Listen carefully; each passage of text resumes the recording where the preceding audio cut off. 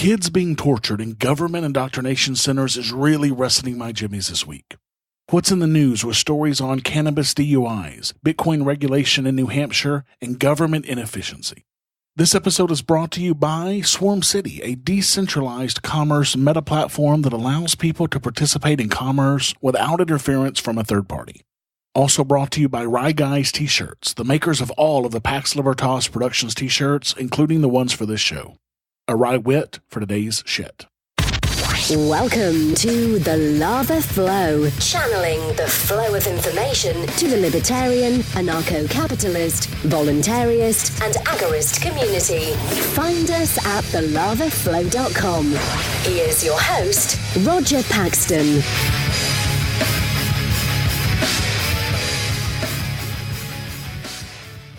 Thank you for joining me this week. Coming to you from the state that is the home of America's Stonehenge in Salem, New Hampshire, this is the show that will bring you the people, places, and events that everyone in the Liberty Revolution needs to know.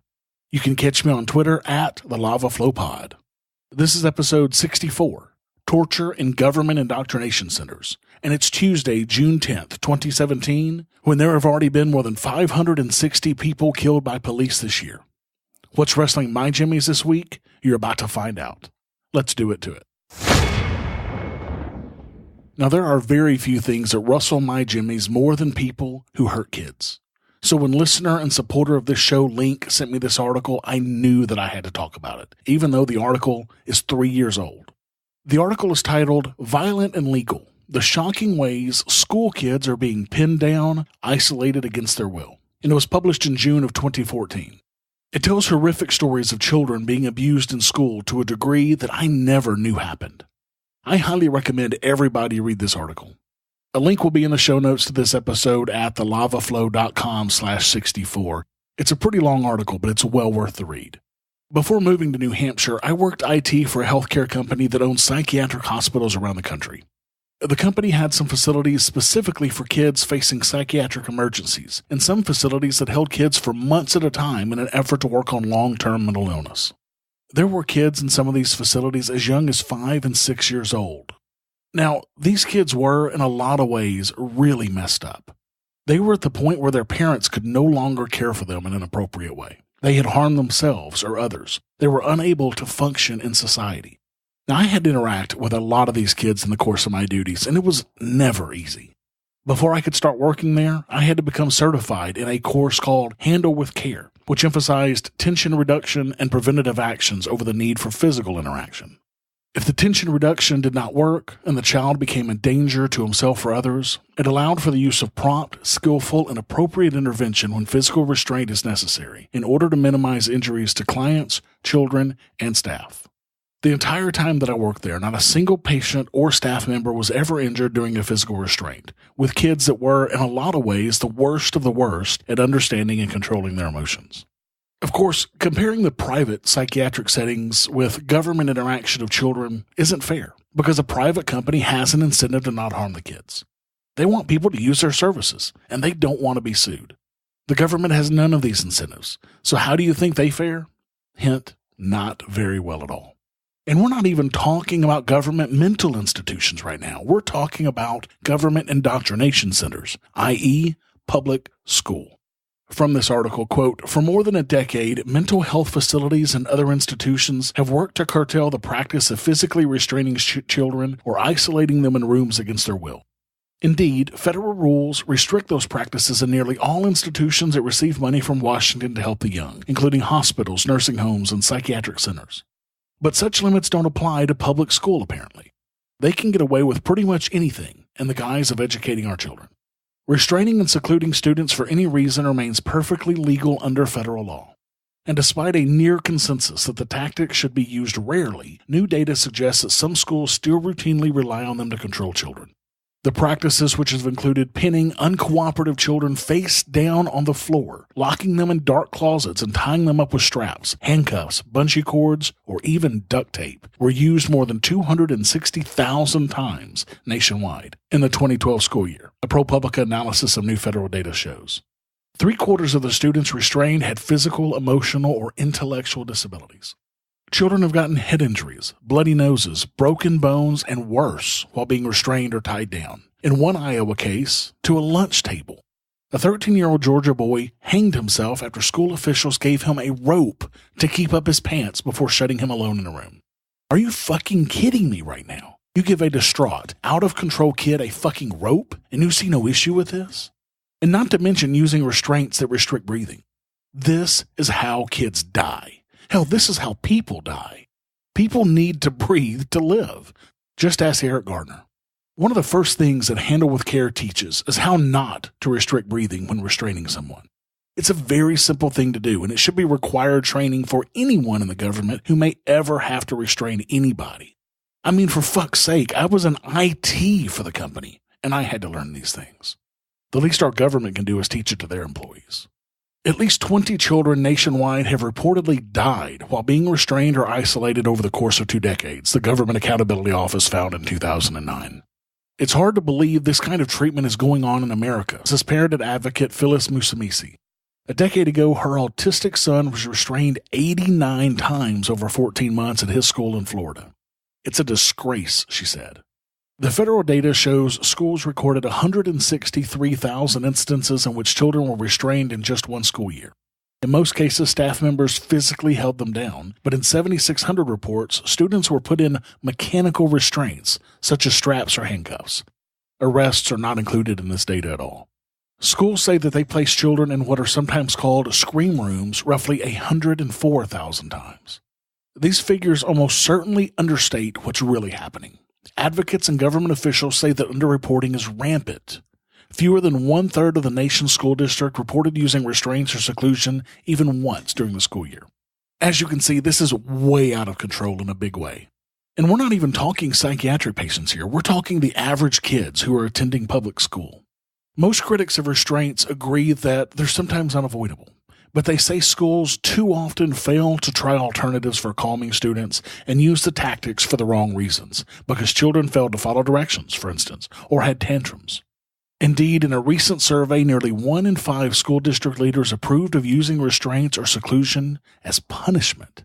And that's the difference right there in what we did as a private institution dealing with at-risk kids and the government dealing with the average kid. In our company, having to resort to restraining a kid was seen as a failure. It was a failure of de-escalation, which was priority number 1.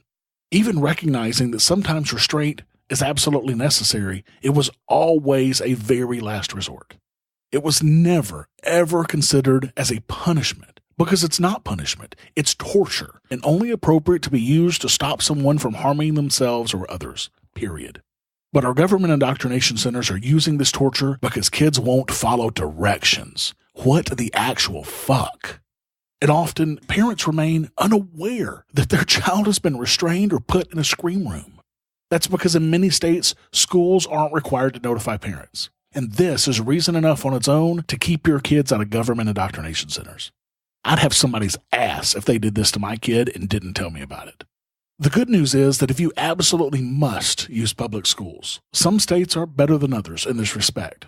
For example, the state that I moved from, Arkansas, has no restrictions on several key indicators for this issue. For example, Arkansas does not limit restraint or seclusion only to emergencies, which is the only reason you should ever use seclusion or restraint on a child. Arkansas also does not require parental notification. Arkansas doesn't prohibit seclusion in any way, nor do they prohibit restraints that restrict breathing or mechanical restraints. As a matter of fact, Arkansas, along with 16 other states, received the lowest score possible in a chart on restraints and seclusions for kids.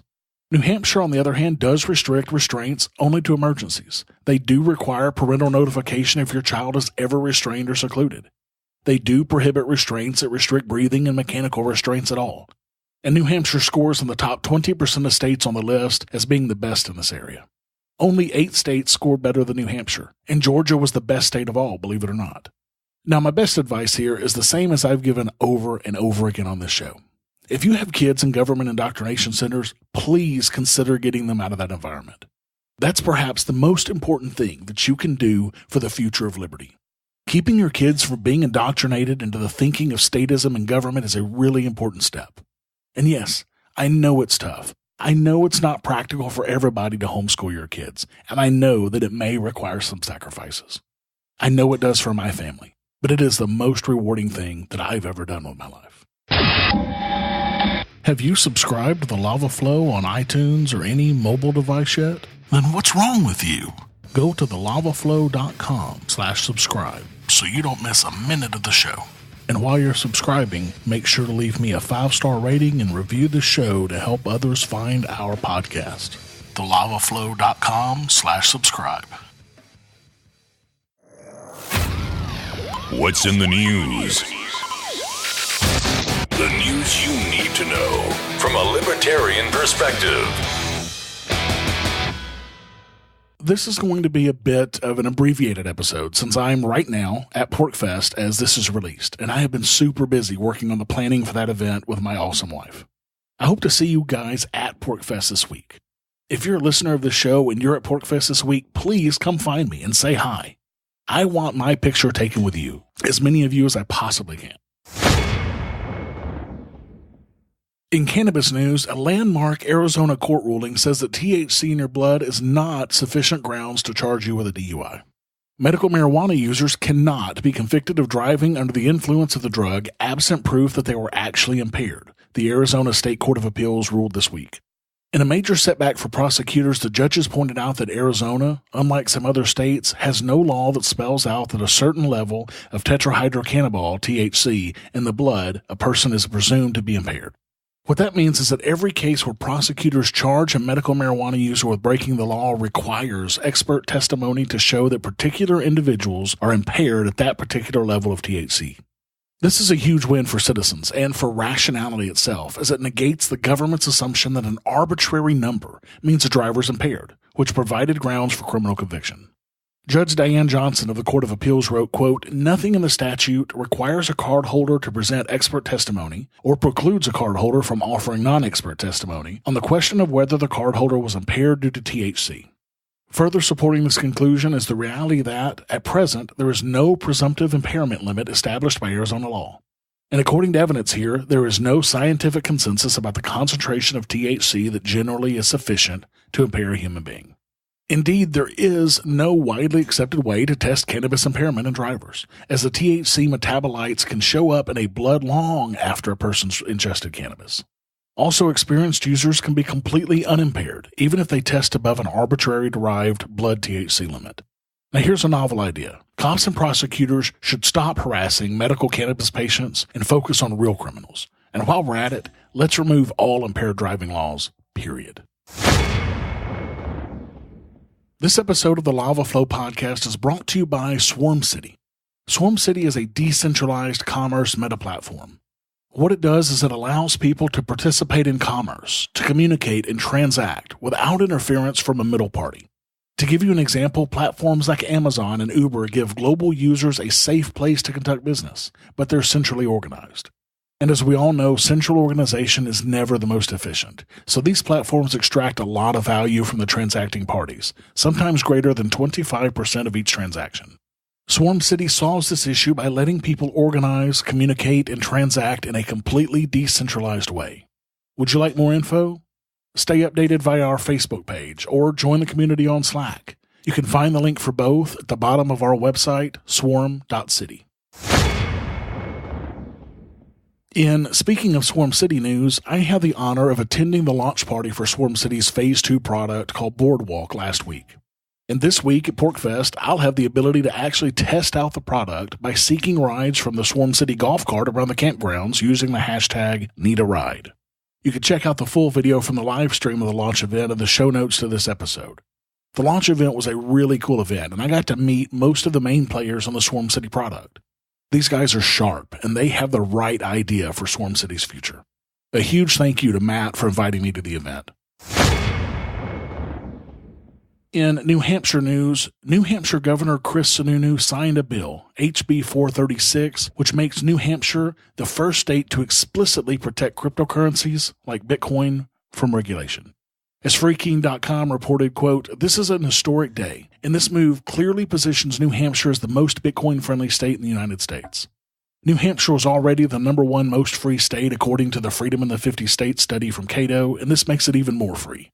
New Hampshire also now stands in even more stark contrast to New York, the least free state on the list, since New York, a couple of years ago, did the opposite and attacked cryptocurrency businesses with their oppressive BIT license, which drove Bitcoin businesses out of New York. Now those businesses can escape safely to New Hampshire, as this just-passed bill offers them a safe haven from the ravaging, destructive effects of government influence. Essentially, the new law exempts, quote, persons who engage in the business of selling or issuing payment instruments or stored value solely in the form of convertible virtual currency or receive convertible virtual currency for transmission to another location from being labeled as a money transmitter. Now, this is fixing a bill from 2015 that added cryptocurrency to the money transmitter status in the first place. This caused Free State Project participants and many others in the state to fight back by showing up at hearings, lobbying for change, and recording sessions to get the word out on this new bill to fix the problem. As Freaking.com said, quote, after hearing from multiple New Hampshire Bitcoiners in the committee meetings, State Representative Barbara Biggie stepped up and filed this bill.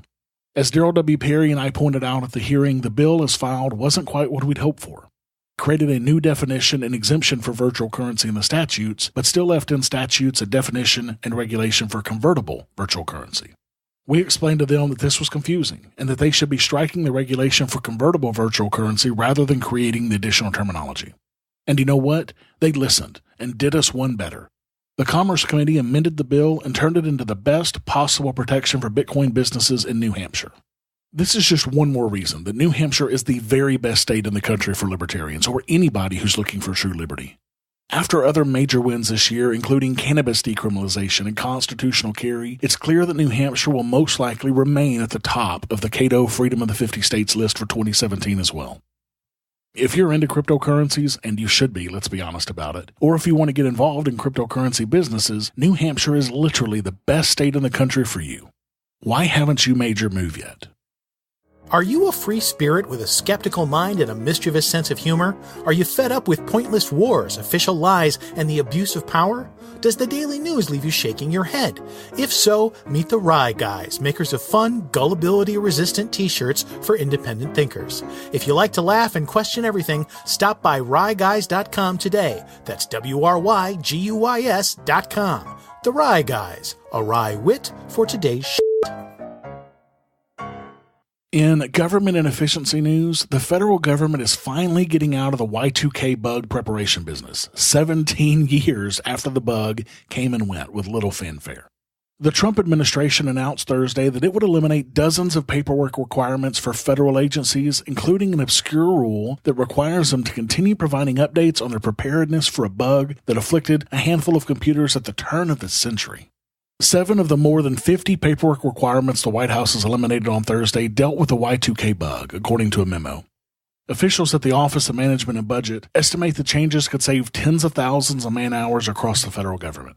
OMB Director Dick Mulvaney said, quote, many agencies have forgotten how to deregulate. It's been so long since somebody asked them to look backwards. And that's a shame, guys. That's just terrible. Mulvaney also said the effort isn't intended to reduce the federal workforce, but should free up employees for more productive tasks. He said his agency would begin a second review of requirements imposed by presidential executive orders and by Congress with the hope of identifying more that could be eliminated. So let me get this straight. Literally tens of thousands of man-hours have been spent each year on filing paperwork for an unimpressive bug that went away nearly 2 fucking decades ago, and the government isn't looking at reducing the federal workforce? I say start by firing every one of the Congress critters in the executive branch. That would be the best place to start reducing government. Exercise your free market muscles by going to thelavaflow.com/support and giving a per episode donation of as little as $1 an episode, or use Bitcoin. Get exclusive content, rewards, and help the Lava Flow become fiscally neutral while providing you more content. thelavaflow.com/support. Thank you for listening to the show this week. As always, I need to thank my favorite cat herder, Jessica, for her help with the show. For the show notes to this episode, where I put links and other information that's been on the show, go to thelavaflow.com/64. I've got 3 new iTunes reviews this week. Gear Addiction had this to say, quote, a great podcast. I love the podcast, and while I don't always agree with what you say on the show, I still love to listen.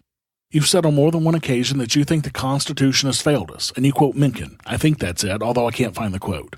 Actually, the quote's from Lysander Spooner. Well, allow me to quote Wendell Phillips, quote, "Eternal vigilance is the price of liberty.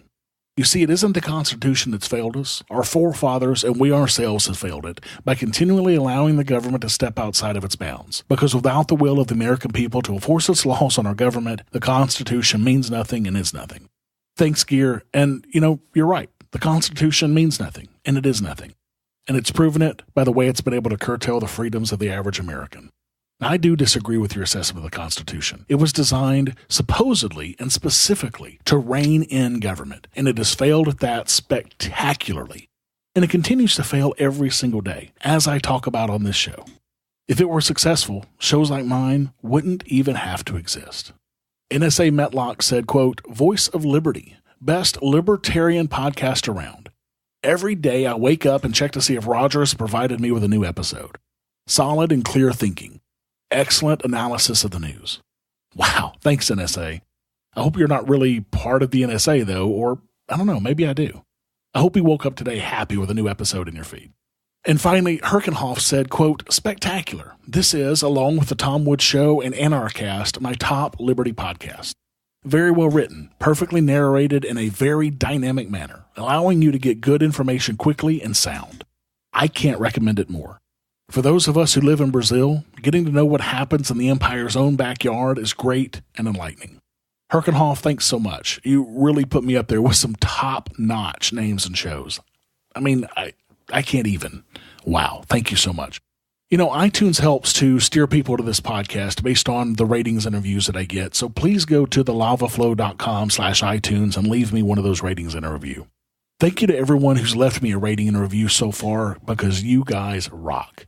To all of those who haven't, well, you probably rock too because you're listening to this show, but can you please help me out and go leave a review for me? Go to thelavaflow.com/iTunes to do that today. I also have a couple of new supporters this week as well. Paul added a $1 per episode donation using Patreon. Thank you so much, Paul. It's much appreciated. And Charles added a $5 per episode donation using Patreon. Holy shit. Thanks, Charles. That is huge. Thanks to you guys and all the rest of my awesome supporters, I'm now at $200 per episode, or 80% of the way towards my next goal of $250. And if you, like Paul and John, want more of the Lava Flow, exercise your free market muscles by going to thelavaflow.com/support and giving me a per episode donation of as little as $1 an episode using Federal Reserve notes through Patreon or Bitcoin through Coinbase. I want to be able to bring you more content very soon. So make sure to add your donation today to help make that happen. Until next time, keep striking the root. Thank you for listening to The Lava Flow at thelavaflow.com. Don't miss an episode. Subscribe now at thelavaflow.com/subscribe. This has been a Pax Libertas Productions podcast.